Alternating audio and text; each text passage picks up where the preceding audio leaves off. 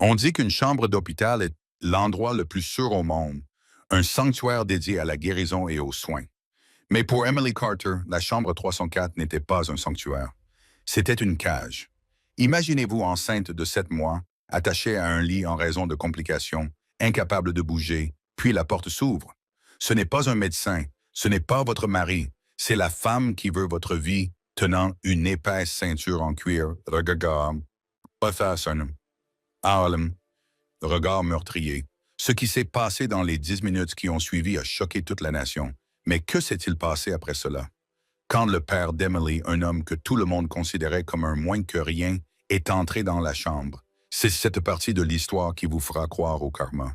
Vous n'êtes pas prêt pour ce qu'il a fait. Le silence dans la chambre 304 du centre médical Saint-Jude était assourdissant, seulement rompu par le bip rythmique et mécanique du moniteur fœtal. C'était un son solitaire. Emily Carter était allongée, immobile, les jointures blanches alors qu'elle agrippait les draps rugueux de l'hôpital. À 26 ans, elle était censée rayonner. Elle était censée peindre la chambre du bébé en vert sauge et plier de minuscules grenouillères.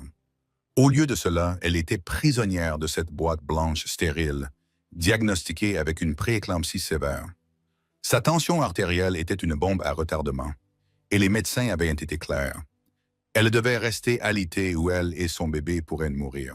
Elle changea de position, grimaçant lorsqu'une douleur aiguë irradia dans le bas de son dos. Elle regarda l'horloge numérique accrochée au mur. Pourquoi il est 16h45? Mark n'était pas là, encore une fois. Il travaille tard, monsieur, elle se murmura à elle-même, les mots ayant un goût de cendre dans sa bouche. La fusion est stressante. Il fait ça pour nous. Mais au fond d'elle-même, Emily savait. Le cœur humain est un organe intuitif. Il détecte la pourriture bien avant que le cerveau ne soit prêt à reconnaître la puanteur. Mark Carter, le charismatique PDG de Carter & Kemsa Logistics, avait changé. Il y a 6 mois, c'était l'homme qui lui massait les pieds et lui lisait des livres à son ventre. Maintenant, c'était un fantôme qui sentait le scotch cher et un parfum qui n'était pas le sien. Quelque chose de floral, d'agressif, qui griffait. Emily tendit la main vers son téléphone sur la table de chevet. Aucun message, juste une notification d'Instagram. Mark Carter était tagué sur une photo. Son pouce planait au-dessus de l'écran. Son médecin, le Dr. Henderson, l'avait mis en garde contre le stress. Ne regarde pas. Une voix dans sa tête la suppliait. Va simplement dormir. Elle regarda. C'était une photo publiée par une utilisatrice nommée Jessica of Life. Le lieu était tagué Sapphire Lounge. Elle avait été publiée il y a 20 minutes. La photo était floue, artistique, prise dans une lumière tamisée. Elle montrait 2 mains tenant une flûte de champagne. Au poignet de l'homme se trouvait une montre distinctive, une Peck Philip Vintage. Emily retint son souffle. Elle avait acheté cette montre à Mark pour leur 3e anniversaire. Elle avait elle-même gravé le dos. Le temps s'arrête avec toi. La légende disait « Je célèbre mes grandes victoires avec le seul homme qui peut me supporter. » Un couple puissant. L'avenir est prometteur. Des larmes chaudes et piquantes montèrent aux yeux d'Emily. Elle n'était pas simplement paranoïaque.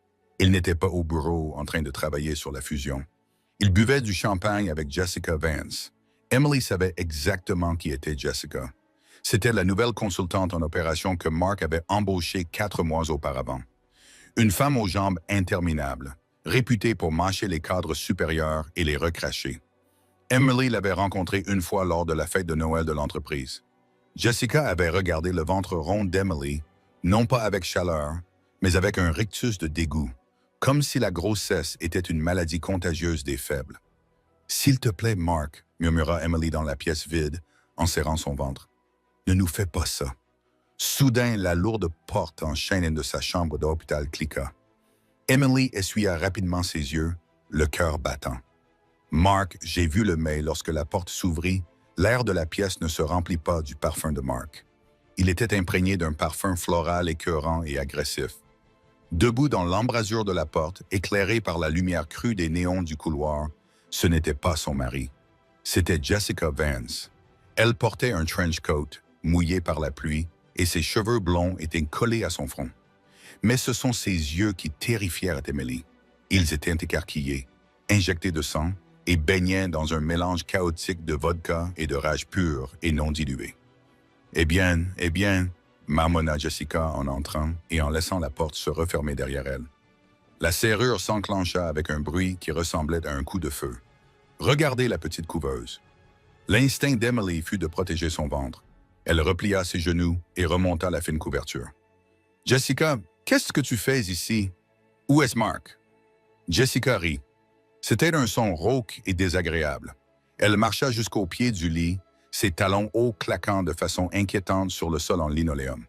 Elle regarda le moniteur fœtal, puis la perfusion, et enfin le visage terrifié d'Emily. « Mark, » se moqua Jessica. « Mark est en bas, en train de garer la voiture. Ou peut-être qu'il appelle son avocat. Je m'en fiche pour l'instant. Tu dois partir, » dit Emily d'une voix tremblante mais ferme. Elle tendit la main vers le bouton d'appel infirmier fixé à la barrière du lit. Jessica se déplaça avec la rapidité d'une vipère. Elle attrapa le poignet d'Emily, ses ongles s'enfonçant profondément dans la chair tendre. Elle arracha le bouton d'appel de la prise et le jeta à travers la pièce. Il heurta le coin, désormais inutilisable. « Je n'ai pas fini de parler !» hurla Jessica, perdant complètement son sang-froid. « Tu sais ce que tu as fait, Emily? Tu sais ce que tu nous as coûté? » « Je ne sais pas de quoi tu parles, » haleta Emily en essayant de libérer sa main. « S'il te plaît, tu me fais mal. Ma tension artérielle, on s'en fiche de ta tension artérielle. » Jessica se pencha vers elle. L'odeur d'alcool était insupportable. Mark était censé te quitter il y a 3 mois. Nous avions un plan. Il divorce de cette femme au foyer ennuyeuse et mal fagotée. Nous fusionnons nos actifs et nous internationalisons l'entreprise. Mais non, il a fallu que tu tombes enceinte. Tu t'es servi de ce parasite en toi pour le piéger. Ce n'est pas vrai, sanglota Emily. Nous voulions cet enfant. Lui, il n'en veut pas, cracha Jessica. Il m'a dit ce soir que nous étions au Sapphire pour fêter ça. Puis il a reçu un appel de l'hôpital lui annonçant que tu étais dans un état critique et il s'est senti coupable. Il dit qu'il ne peut pas te quitter pendant que tu es malade. Il a essayé de rompre avec moi. Le visage de Jessica se tordit en une grimace de haine. Il a essayé de me larguer à cause de toi. Emily réalisa avec horreur que Jessica n'était pas seulement l'autre femme. Elle était instable. Elle était ivre, le cœur brisé et dangereuse. Jessica m'écoutait. Emily essaya de garder une voix calme, se souvenant de ce que les médecins avaient dit au sujet du stress déclenchant une crise. « Nous pouvons en discuter. Laisse-moi juste appeler une infirmière. »« Non !» Jessica hurla. Elle arpentait la petite pièce comme un animal en cage. « Je ne vais pas tout perdre parce que tu as décidé de jouer la carte de la victime. Tu te crois spécial parce que tu portes son héritier? Tu n'es rien. Tu n'es qu'une inconnue issue d'un parc de mobile homes qui a eu de la chance. » Jessica cessa d'arpenter la pièce. Elle baissa les yeux vers elle-même. Elle portait un trench coat beige élégant et coûteux, avec une ceinture en cuir épaisse et lourde serrée autour de sa taille. Lentement, les mains de Jessica se posèrent sur la boucle. « Mark est faible, » murmura Jessica, le regard vitreux. « Il ne va pas aller jusqu'au bout. Il ne va pas régler le problème, alors je dois le faire à sa place. » Emily écarquilla les yeux en regardant Jessica défaire la ceinture. C'était une pièce de créateur en cuir épais, avec une grande boucle en laiton massif en forme de double G. « Qu'est-ce que tu fais? » La voix d'Emily monta dans les aigus, paniquée. « Jessica, arrête! » Jessica retira la ceinture des boucles de son manteau. Elle la plia en deux dans sa main, le cuir claquant avec un bruit sec. « Si tu perds le bébé, » murmura Jessica, un sourire terrifiant et calme se dessinant sur ses lèvres. « Mark n'aura plus aucune raison de rester. Il sera libre. Nous serons libres. »« Non !» hurla Emily en reculant contre la tête de lit, s'emmêlant dans les fils de la perfusion. « À l'aide! Que quelqu'un m'aide! » Jessica leva le bras. Le premier coup ne frappa pas Emily. Il frappa la rampe métallique du lit avec un bruit assourdissant, produisant des étincelles contre l'acier. Emily hurla, un rugissement, un son primitif qui aurait dû transpercer les murs, mais la maternité était animée et la tempête dehors grondait contre les vitres. « Tais-toi !» rugit Jessica. Elle frappa à nouveau. Cette fois, elle visait juste. La sangle en cuir épais fouetta l'avant-bras levé d'Emily alors qu'elle essayait de protéger son ventre. La boucle en laiton s'enfonça dans sa peau, lui déchirant instantanément la chair. Emily hurla, aveuglée par la douleur brûlante. « Arrête! Je t'en supplie! Je suis enceinte! Implora Emily, se recroquevillant en position fétale, offrant son dos à son agresseur pour protéger sa fille à naître. C'est justement le but, hurla Jessica, consumée par une frénésie de jalousie et de folie. Elle frappa à nouveau. Crac! La ceinture frappa la cuisse d'Emily. Crac! Elle frappa son épaule. Emily sentit le monde tourner.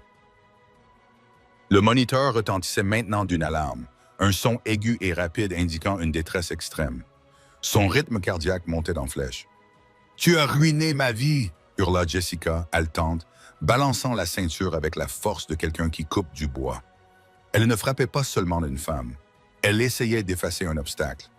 Emily sentit un coup la frapper dangereusement près de l'abdomen. La douleur était atroce, mais la terreur était pire. Elle ressentit une sensation de crampe, un resserrement profond et inquiétant dans son utérus. Le bébé. « S'il te plaît, » gémit Emily, la vue brouillée par les larmes et le choc. « Emmène-le. Prends Mark. Laisse mon bébé tranquille. » Jessica leva la ceinture pour un dernier coup écrasant, visant directement le centre du lit. Il est trop tard pour négocier, espèce de poubelle. Soudain, la porte s'ouvrit brusquement. « Hé, qu'est-ce qui se passe ici? » Ce n'était pas Mark. C'était un jeune infirmier, tout juste sorti de l'université, tenant un plateau de médicaments. Il laissa tomber le plateau, les flacons en verre se brisant sur le sol, et se précipita en avant. Jessica, les yeux exorbités, brandit la ceinture vers l'infirmier. « Reculez. Ne m'approchez pas. » L'infirmier, poussé par l'adrénaline, plaqua Jessica au sol. Ils heurtèrent le chariot médical, projetant des instruments dans tous les sens. Jessica griffait et griffait, criant des obscénités, mais l'infirmier réussit à lui immobiliser les bras au sol. « Sécurité! » Code violet dans la chambre 304. « Sécurité! » cria l'infirmière dans le couloir. Quelques secondes plus tard, des pas lourds résonnèrent dans le couloir. 2 gardes de sécurité costauds firent éruption, suivis du Dr. Henderson. Ils traînèrent Jessica, qui hurlait hors du sol. Elle donnait des coups de pied et crachait. « Vous ne pouvez pas me toucher. Savez-vous qui je suis? Je vais poursuivre tout cet hôpital en justice. »« Mark, dis-leur. » C'est alors que Mark Carter entra. Il se tenait dans l'embrasure de la porte, vêtu d'un imperméable trempé, les cheveux dégoulinants. Il regarda Jessica, maîtrisée par les agences de sécurité, écumant de rage.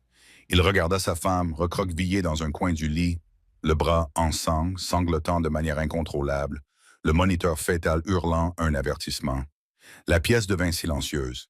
Emily leva les yeux vers son mari, les paupières gonflées.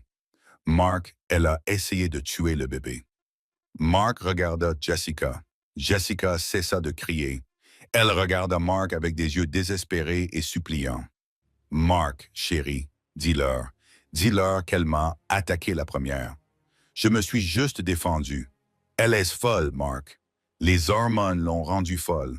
C'était un mensonge si évident, si ignoble, que personne ne le croirait. » Mark regarda les agents de sécurité. Il redressa sa cravate, son visage prenant l'expression froide et calculée d'un homme d'affaires, cherchant à limiter les dégâts. « Monsieur l'agent, » dit Mark d'une voix douce et calme, « veuillez être indulgent avec Madame Vance. Elle a subi beaucoup de stress. » Il se tourna vers Emily. Il ne se précipita pas vers elle. Il ne vérifia pas ses blessures. Il la regarda avec une froide irritation. « Emily, » dit Mark en soupirant comme si elle avait renversé du vin sur un tapis, « pourquoi avez-vous dû la provoquer? Vous savez qu'elle a mauvais caractère. Regardez maintenant le désordre que vous avez causé. » Emily se figea. La douleur physique causée par la ceinture n'était rien comparée au couteau qui venait d'être enfoncé dans son cœur. « Je l'ai provoqué, » murmura Emily. « Nous en discuterons plus tard, » dit Mark d'un ton dédaigneux en se tournant vers le médecin. « Dr. Henderson, je veux que cela reste confidentiel. Pas de police. Je paierai une chambre privée pour que Mademoiselle Vance puisse se calmer. Ma femme est juste hystérique. Ne ruinons pas la réputation de qui que ce soit ce soir. » Il protégeait sa maîtresse après qu'elle venait de battre sa femme enceinte avec une ceinture. Emily sentit quelque chose se briser en elle. Ce n'était pas un os. C'était le dernier fil d'amour qu'elle avait pour cet homme.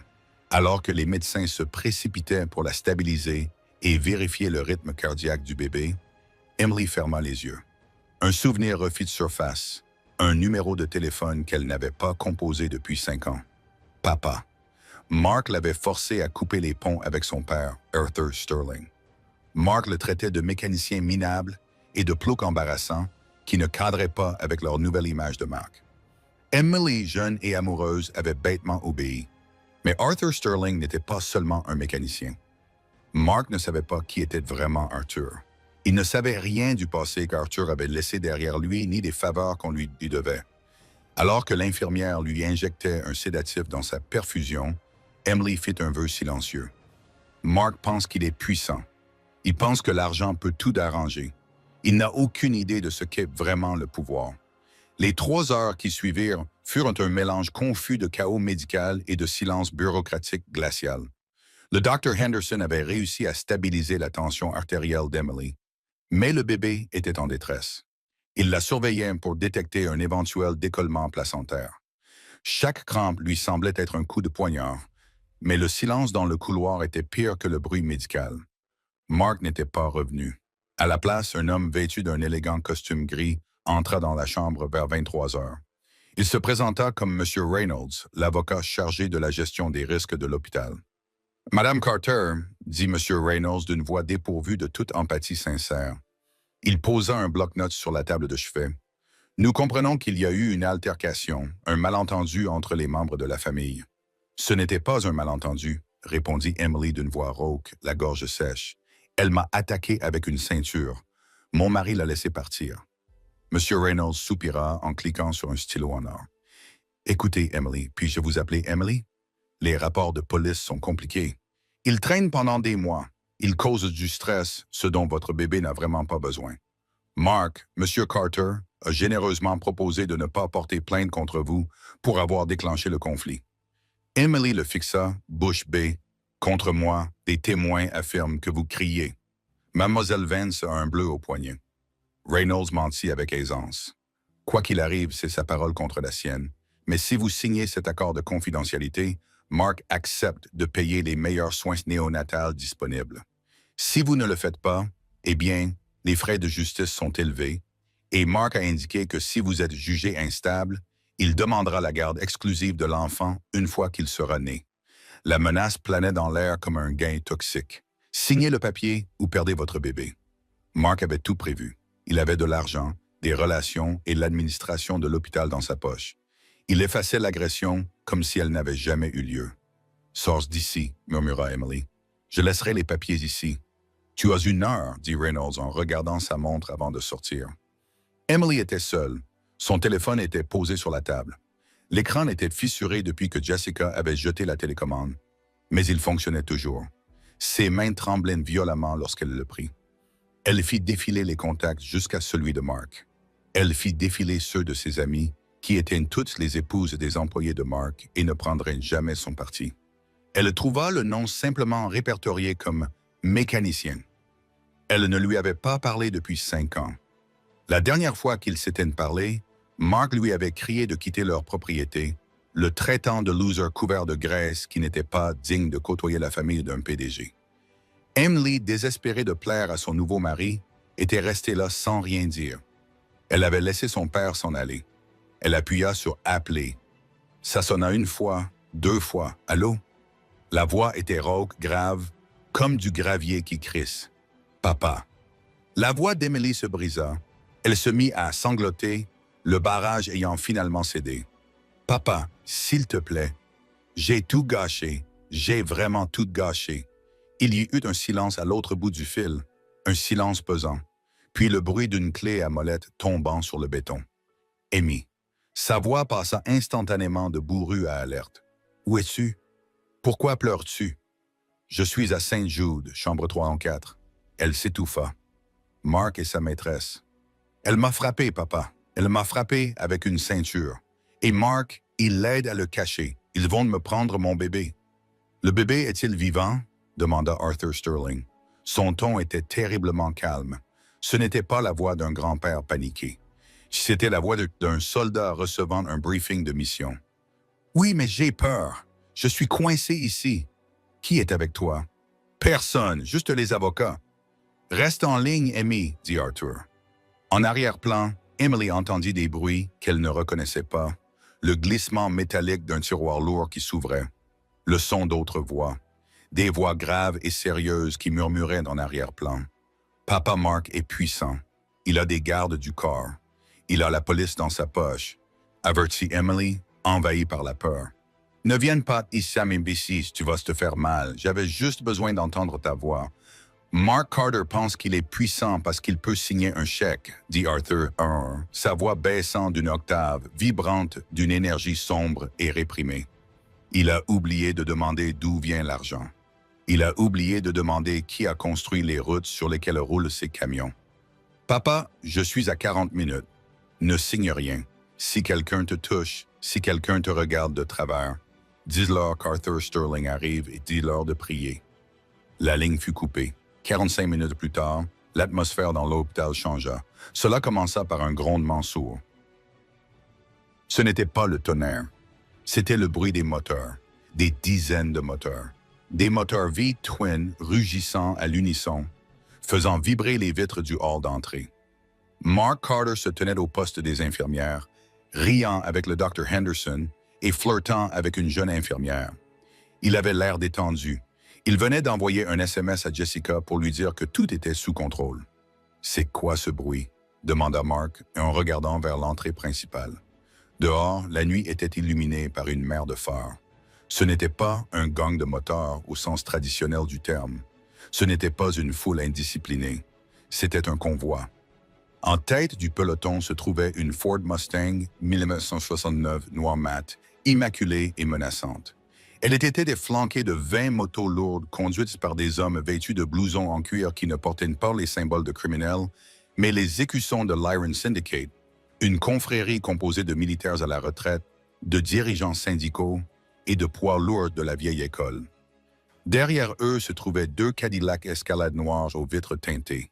Le convoi se gara directement dans la zone réservée aux ambulances, la bloquant complètement. Les agents de sécurité se précipitèrent, agitant les bras. « Vous ne pouvez pas vous garer ici. Déplacez ces motos !» cria un agent. La portière conducteur de la Mustang s'ouvrit.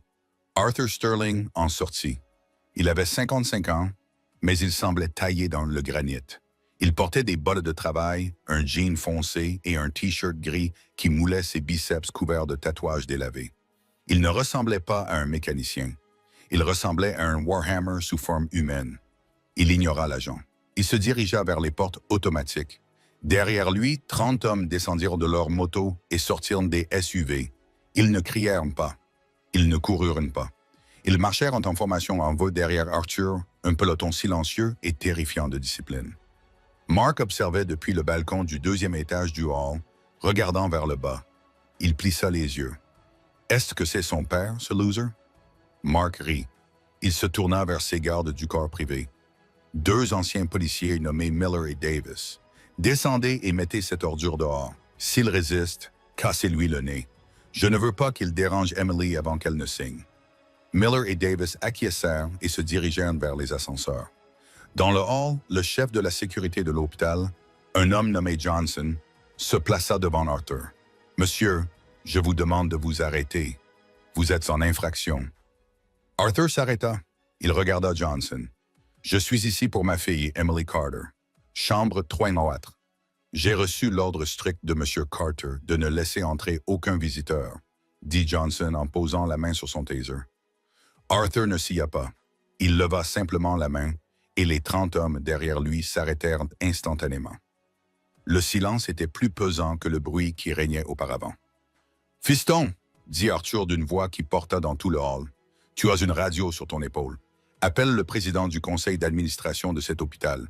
Je suppose qu'il est très agité en ce moment. Dis-lui qu'Arthur Sterling est dans son hall d'entrée. »« Je ne sais pas comment tu l'appelles, » dit Arthur doucement. « Sinon, je démolirai ce bâtiment brique par brique, en commençant par toi. » Johnson hésita. Il vit le regard d'Arthur. Ce n'était pas une fanfaronnade, c'était une promesse. Il appuya sur le bouton de sa radio. « Central, passez-moi l'administrateur Collins. » Quelques instants plus tard, les portes de l'ascenseur s'ouvrirent. Les hommes de main engagés par Marks, Miller et Davis en sortirent. C'étaient des hommes imposants, arrogants, habitué à intimider les gens. Très bien, grand-père, ricana Miller en faisant craquer ses doigts. Monsieur Carter dit qu'il est temps pour vous de partir. Allez réparer un carburateur. Miller tendit le bras pour pousser Arthur. Tout se passa si vite que les caméras de sécurité ne purent presque rien enregistrer.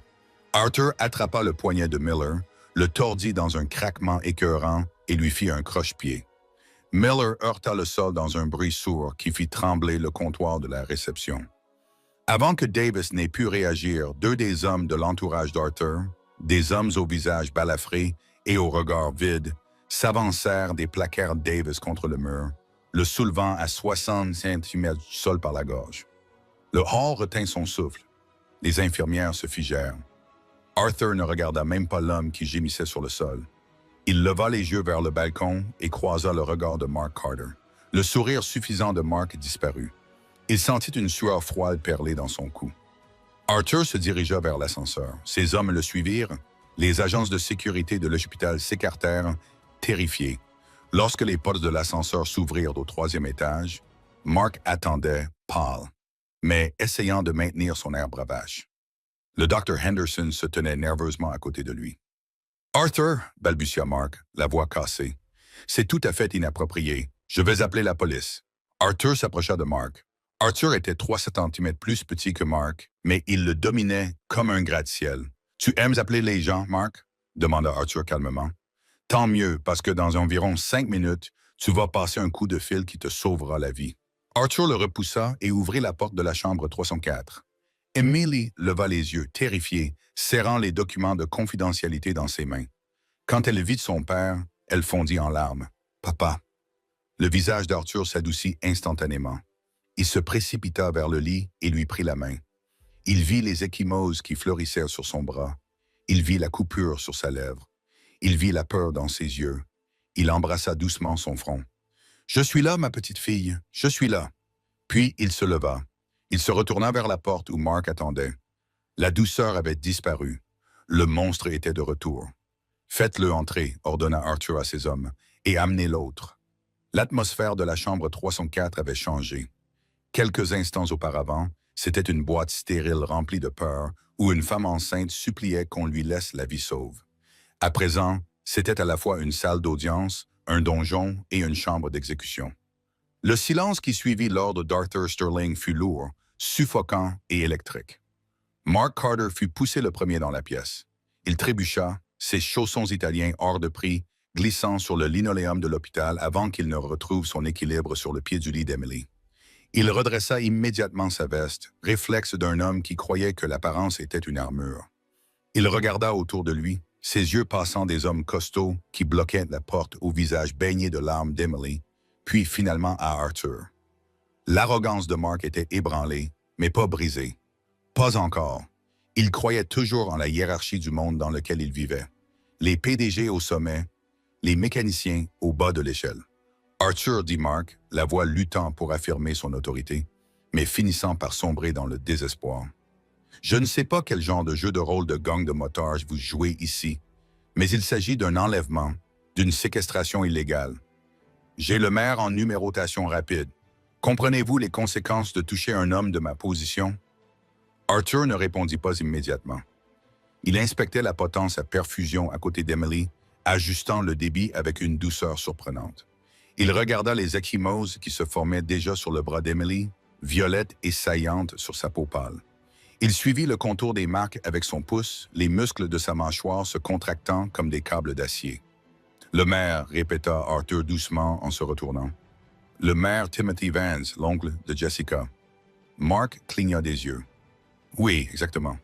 Donc, à moins que vous ne vouliez voir une équipe du SWAT enfoncer ses portes. J'ai pris mon petit déjeuner avec Tim il y a 2 semaines. » Interrompit Arthur d'une voix calme et conversationnelle. Il s'inquiète pour sa réélection. Il s'inquiète particulièrement de la rumeur selon laquelle sa nièce couche avec un homme marié et sniffe de la cocaïne dans la salle VIP du Sapphire Lounge. Je lui ai dit que je m'en occuperais pour lui. Mark se figea. « Tu connais le maire. J'ai réparé sa première voiture en 1994, dit Arthur en s'approchant lentement de Mark. Et j'ai réglé son premier délit de conduite en état d'ivresse en 2002. « Tu vois, Mark, tu vis dans un monde de transactions. Tu penses que le pouvoir, c'est l'argent. Mais le vrai pouvoir, ce n'est pas l'argent. Le vrai pouvoir, ce sont les faveurs. Le vrai pouvoir, c'est de savoir où les corps sont enterrés parce que c'est toi qui as creusé les trous. La porte s'ouvrit à nouveau. Le bruit de talons qui traînaient et de protestations aiguës emplit la pièce. Deux des hommes d'Arthur, des géants nommés Dutch et Repo, traînèrent Jessica Vance à l'intérieur. Elle était dans un état pitoyable. Son trench coat était déchiré à l'épaule. Son mascara coulait en rivière noire sur ses joues. Elle n'était plus la figure terrifiante avec la ceinture. Elle était un animal effrayé. Quand elle vit Mark, son visage s'illumina d'un espoir désespéré et pathétique. « Mark !» hurla-t-elle en essayant de se dégager de l'emprise des hommes qui la retenaient. « Dis-leur qui nous sommes. Ces animaux m'ont traîné hors du couloir. Ils ont pris mon téléphone. » Mark la regarda et pour la première fois, Emily vit une lueur de dégoût dans ses yeux. Non pas à cause de ce que Jessica lui avait fait, mais parce que Jessica semblait faible. Mark Carter méprisait la faiblesse. « Lâche-la !» dit Mark à Arthur, bien que sa voix trembla. « C'est entre toi et moi. » « Oh, en effet, acquiesça Arthur. Mais elle fait partie des actifs, et nous sommes actuellement en liquidation. » Arthur fouilla dans la poche arrière de son jean. Il bougeait lentement, délibérément. Mark tressaillit, s'attendant à voir une arme. Au lieu de cela, Arthur sortit une liasse de papier plié. Il les jeta sur la petite table roulante qui surplombait les jambes d'Emily. « Lis ça », ordonna Arthur. Mark hésita, puis ramassa les papiers. Ses yeux parcoururent la première page puis la deuxième. Ses mains se mirent à trembler. Il pâlit tellement qu'il ressemblait à un cadavre debout.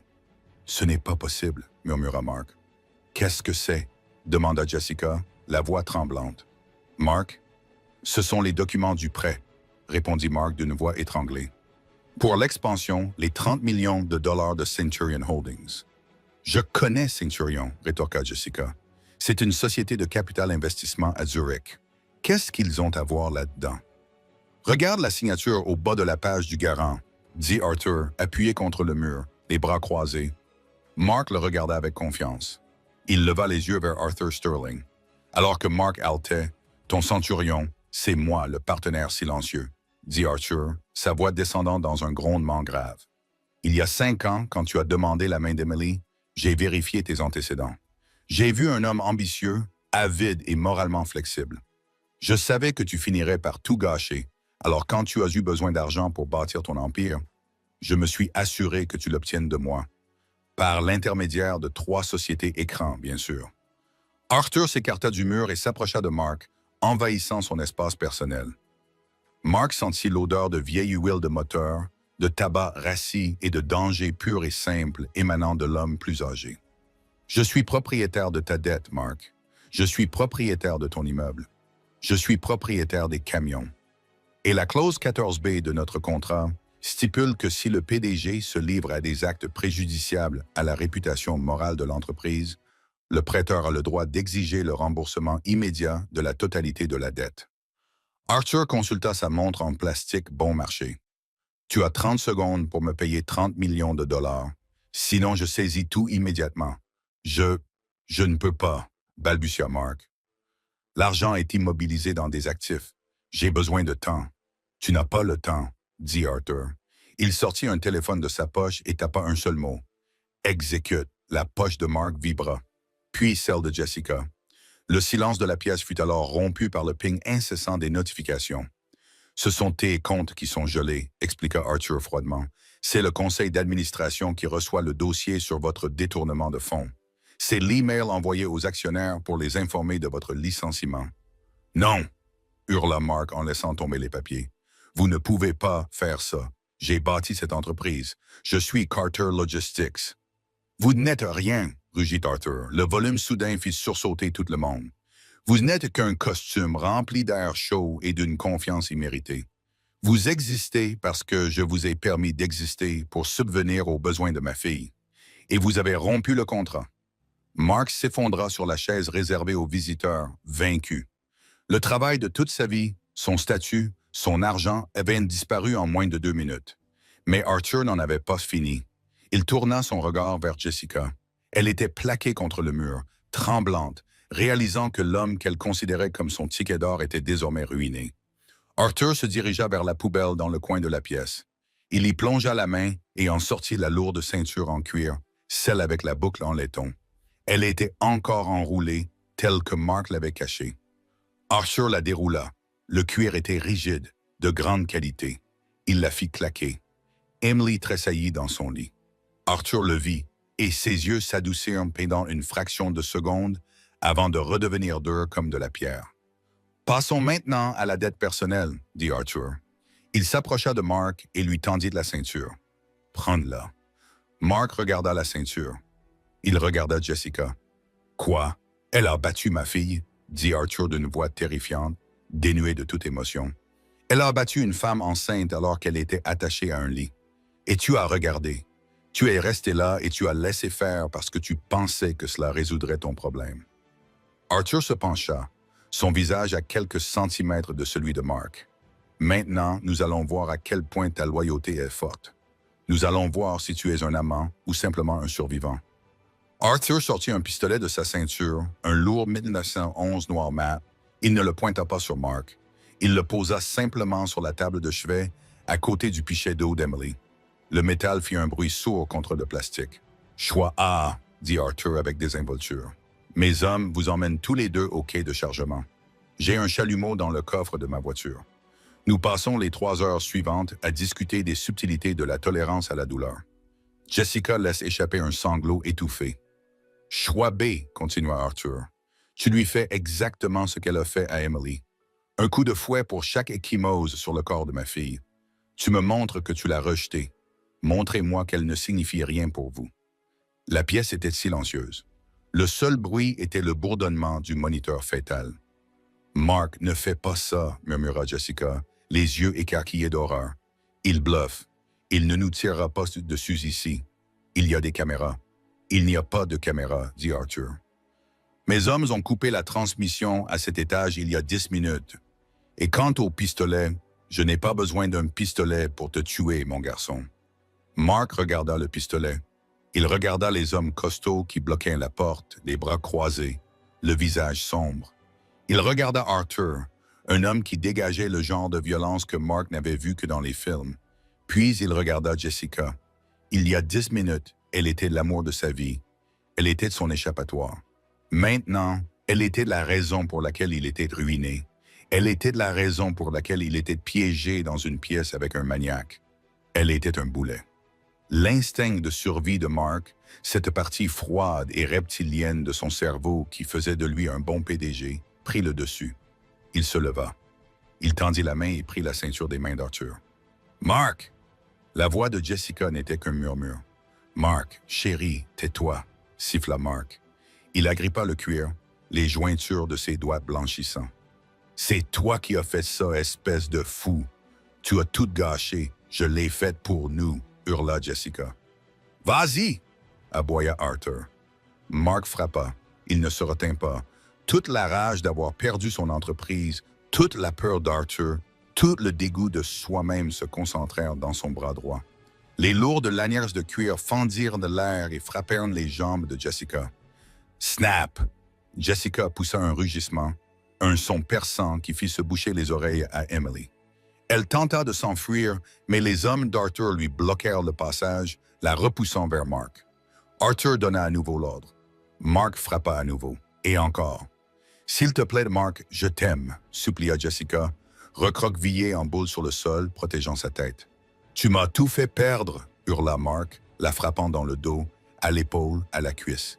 Il haletait, transpirait, les yeux exorbités. Il ne faisait pas cela pour sauver Emily.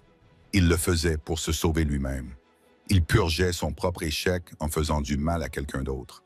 Emily regardait à travers ses larmes, horrifiée. Elle voyait l'homme qu'elle avait épousé révéler son vrai visage. C'était un lâche faible et violent qui s'en prendrait à n'importe qui pour survivre. Le dernier vestige de son amour pour lui mourut à cet instant. Éteint non pas par ce qu'il lui avait fait, mais par ce qu'il faisait à son complice. Après le 6e coup, Arthur intervint. Il attrapa le bras de Mark en plein élan. Sa prise était comme un étau. « Ça suffit, » dit Arthur. Mark baissa le bras, haletant. Il lâcha la ceinture. Il leva les yeux vers Arthur, le visage luisant de sueur, un sourire tordu d'attente sur les lèvres. Il ressemblait à un chien attendant une friandise après avoir exécuté un tour. « Je l'ai fait, Aletta Mark. J'ai fait ce que tu m'as dit. Elle ne signifie rien pour moi. C'est fini, Arthur. J'ai payé ma dette. Laisse-moi partir. » Jessica était allongée sur le sol, sanglotant doucement, son manteau coûteux déchiré, son corps couvert de bleu, son esprit brisé. Elle regardait Mark avec une haine pure. Arthur regardait Mark avec quelque chose de pire que de la haine. Il le regardait avec déception. « Tu l'as frappé fort, » remarqua Arthur doucement. « Tu as vraiment apprécié ça. »« Je l'ai fait pour Emily, » mentit Mark, essayant de lisser ses cheveux en arrière. « Pour te montrer que je suis désolé. » Arthur secoua la tête. « Tu l'as fait parce que tu es une ordure et les ordures ne changeaient pas. » Arthur fit signe à ses hommes. « Retenez-le. »« Quoi? Non, nous avions un accord. » Mark hurla lorsque Dutch et Repo l'attrapèrent. Ils ne le traînèrent pas cette fois-ci. Ils le jetèrent violemment au sol. Ils le forcèrent à se mettre à genoux, puis aplatirent sa poitrine contre le sol. Repo attrapa le bras droit de Mark, son bras dominant, celui qu'il utilisait pour signer les chèques, celui qu'il utilisait pour manier la ceinture, et le tira vers l'arrière. Il plaqua la paume de Mark contre le linoléum froid. « Arthur, non, s'il te plaît. Je signerai tout ce que tu veux. Je quitterai la ville, » supplia Mark, se débattant contre le poids des hommes qui le maintenaient. Arthur ramassa la ceinture sur le sol. Il enroula le cuir autour de sa main, couche après couche, jusqu'à ce qu'il ne reste plus que la lourde boucle en laiton massif. Le double G reposait sur ses jointures. C'était un gantelet de fortune, une arme contondante. Arthur s'agenouilla à côté de Mark. Il attrapa le poignet de Mark avec sa main libre, le maintenant en place. « Tu vois cette montre? » demanda Arthur en tapotant le cadran et un cristal de la PC Philippe au poignet de Mark. Mark sanglotait maintenant, hyperventilant. « S'il te plaît, c'était un cadeau. C'est Emily qui me l'a offerte. »« Exactement, » murmura Arthur. « Et tu as utilisé la main qu'elle t'a offerte pour lui faire du mal. Tu as utilisé le temps qu'elle t'a donné pour la tromper. » Arthur leva le poing. La boucle en laiton brillait sous les lumières fluorescentes de l'hôpital. « Le temps s'arrête avec toi. » Arthur cita l'inscription. « Eh bien, Mark, le temps est écoulé. » Arthur abattit son poing. Il ne visa pas le sol. Il visa directement le centre de la montre, juste au-dessus des os délicats du poignet. Crunch. Le bruit était écœurant. Un mélange de verre saphir brisé, de métal tordu et d'os cassés. Le cri de Mark n'était pas humain. C'était un hurlement primitif et guttural qui déchirait ses cordes vocales. Son corps était pris de convulsions, mais les hommes le maintenaient fermement. Arthur ne s'arrêta pas. Il le frappa à nouveau. Crunch. Et une troisième fois. Arthur se releva, haletant. Il déroula la ceinture de sa main et la laissa tomber sur le dos de Mark. Mark était recroquevillé en position fétale, serrant sa main droite contre lui. Elle était détruite. La montre de luxe était littéralement enfoncée dans sa chair, les rouages et les ressorts du mécanisme se mêlant au sang et aux os. Elle était ruinée. Il ne signerait plus jamais de chèque. Il ne tiendrait plus jamais une flûte de champagne. Arthur se tourna vers Jessica, qui avait cessé de pleurer et regardait la main mutilée de Mark dans un silence stupéfait. « La police est dans l'ascenseur, » lui dit Arthur. Ça fait... Sa voix retrouvant son ton calme et paternel. « Les hommes les ont appelés il y a 5 minutes. Je te suggère de leur dire la vérité, car si tu essaies de mentir, eh bien, tu as vu comment je traite les menteurs. » Arthur leur tourna le dos. Il se dirigea vers le lit où Emily tremblait. Il s'assit sur le bord du matelas. Le monstre disparut et le père revint. Il prit un chiffon humide sur la table de chevet et essuya doucement une larme sur la joue d'Emily. « C'est fini, Amy, » murmura-t-il. Les ordures ont été sorties. « Papa » pleura-t-elle en enfouissant son visage dans sa poitrine.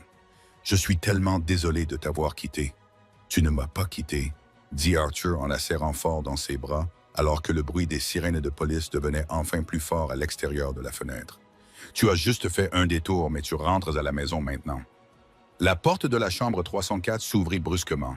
Des agents en uniforme firent éruption, armes à la main. « Police !» Que personne ne bouge. Arthur ne bougea pas. Il ne leva pas les mains. Il continua simplement à serrer sa fille dans ses bras, à lui caresser les cheveux, tandis que derrière lui, Les restes de Mark Carter et Jessica Vance gisaient brisés sur le sol. « Officier, dit Arthur par-dessus son épaule, calme comme une brise d'été. Je voudrais signaler une agression, et je crois que ces deux-là ont simplement glissé et sont tombés. » Les rouages de la justice tournaient lentement, mais lorsqu'ils étaient huilés par Arthur Sterling, ils fonctionnaient à merveille. 2 mois après l'incident dans la chambre 304, Emily a de nouveau accouché. Cette fois-ci, la pièce était empreinte de sérénité. Il n'y avait pas de maîtresse hurlante, pas de mari négligent, juste une équipe de médecins de haut niveau payés par le Sterling Trust, et son père Arthur qui lui tenait la main. Lorsque la petite Sophia est née, elle n'a pas pleuré. Elle regardait autour d'elle avec de grands yeux curieux, et lorsque Arthur l'a pris dans ses bras, son doigt calleux et tatoué fut la première chose qu'elle saisit. L'homme qui pouvait briser un poignet d'un seul coup pleura ouvertement au contact d'un nouveau-né. Mais en dehors de cette bulle d'amour, la tempête déchirait Mark et Jessica. Le procès. Le procès fut de l'événement médiatique de l'année. Le titre « SEO et sa maîtresse agressent sa femme enceinte » était un véritable appât à clics. Mais la véritable histoire se déroulait en coulisses. Jessica Vance tenta de plaider la folie.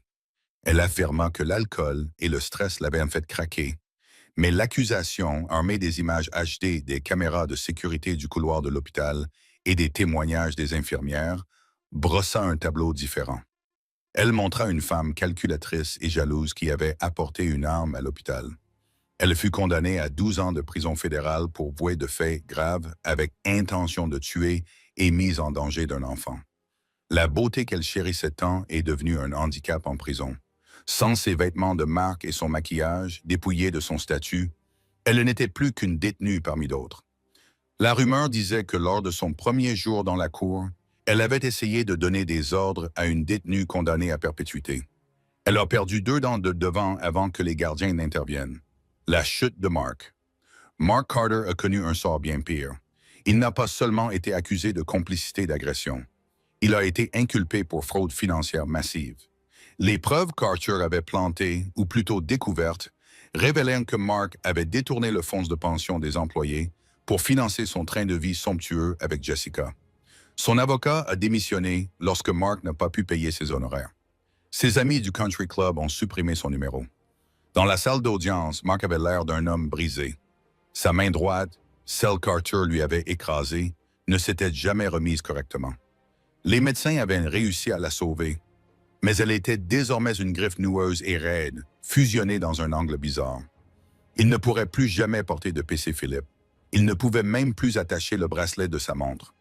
Le juge, dégoûté par le manque de remords de Mark et par sa tentative de rejeter la faute sur sa femme enceinte, lui infligea la peine maximale. « Monsieur Carter, » dit le juge en le regardant par-dessus ses lunettes, « vous êtes condamné à 25 ans de prison sans possibilité de libération conditionnelle. Vous avez troqué votre famille contre un fantasme. Vous aurez désormais tout le temps de réfléchir au prix que vous avez payé. 6 ans plus tard, c'est une fraîche journée d'automne. Emily est assise sous le porche d'une belle ferme du Montana. L'air sent le pin et les bois. Elle ne porte pas de vêtements de marque. Elle porte un jean et une chemise en flanelle et semble en meilleure santé et plus heureuse qu'elle ne l'a jamais été en ville. Elle possède désormais une boulangerie, Sophia's Sweets, réputée dans 3 comtés. Elle n'est pas riche comme Mark aurait voulu l'être, mais elle est riche en paix. Dans la cour, Arthur apprend à Sophia, 6 ans, à réparer une chaîne de vélo. « Il faut y aller doucement, Soph », marmonne Arthur d'une voix douce. « La force casse les choses.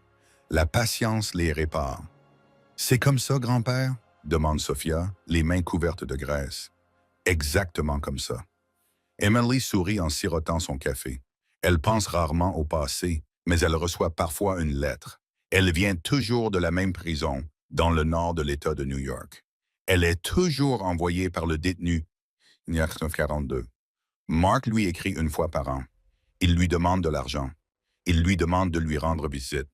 Il lui demande de lui envoyer une photo de la fille qu'il n'a jamais rencontrée. Emily ne brûle pas les lettres. Elle ne les lit pas non plus. Elle les range simplement dans une boîte dans le grenier, sans les ouvrir. Ce sont des fantômes, et les fantômes ne la hantent plus peu de temps, ce ne paye pas. Dans la cafétéria de la prison, Mark est assis seul. Il est émacié, grisonnant et terrifié. Il essaie de manger sa soupe avec sa main gauche, sa main droite estropiée, cachée dans son giron. Un grand détenu pose bruyamment un plateau à côté de lui. C'est un nouveau, fraîchement transféré. « C'est toi, Mark Carter ?» demande le détenu. Mark tressaille. « Oui. » Le détenu sourit. « J'ai un message pour toi de la part du syndicat des mécaniciens. Ils m'ont dit de te dire que la garantie a expiré. » Mark baisse les yeux vers sa soupe, les larmes lui montent aux yeux. Sachant que même ici, l'ombre d'Arthur est longue, il réalise enfin la vérité qu'il avait manquée il y a toutes ces années. Vous pouvez battre le marché, vous pouvez battre la concurrence, mais vous ne pouvez jamais battre l'amour d'un père. Et c'est pourquoi, mes amis, il ne faut jamais confondre le silence avec la faiblesse. Mark Carter pensait que l'argent le rendait intouchable. Jessica Vance pensait que l'arrogance la rendait invincible.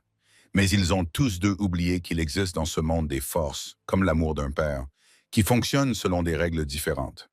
Qu'en pensez-vous? Arthur est-il allé trop loin avec son karma sévère? Ou Mark et Jessica ont-ils eu exactement ce qu'ils méritaient? Je veux connaître votre verdict dans les commentaires ci-dessous. Je les lis tous. Si cette histoire vous a tenu en haleine, n'hésitez pas à cliquer sur le bouton « J'aime ». Cela aide vraiment la chaîne à se développer. Et si vous ne l'avez pas encore fait, abonnez-vous et activez la cloche pour ne manquer aucune histoire. La semaine prochaine, nous vous proposerons un nouveau récit sur un mari infidèle qui tente de simuler sa propre mort, avant de réaliser que c'est sa femme qui organisait les funérailles depuis le début. Vous ne voulez pas manquer ça. Merci d'avoir regardé et n'oubliez pas que le karma n'a pas de date limite.